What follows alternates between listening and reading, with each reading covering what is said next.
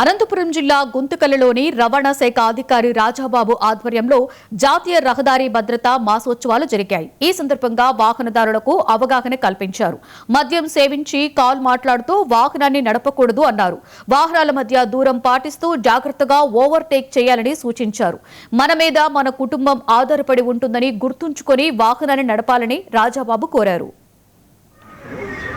ఈ సంవత్సరం 1వ తారీఖు నుంచి 31వ తారీఖు వరకు రహదారి భద్రత మాసోత్సవాలు జరుగుతున్నాయి.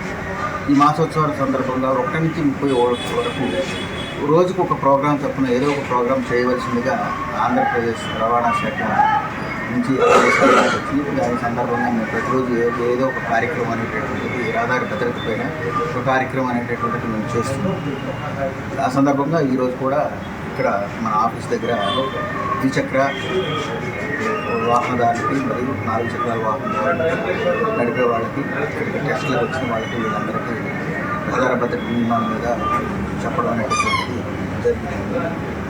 ముఖ్యంగా ద్విచక్ర వాహనదారులు కానీ 4 చక్రాల వాహనదారులు నడిపే వాళ్ళు ఏంటంటే మద్యం సేవించి వాహనం నడపకూడదు.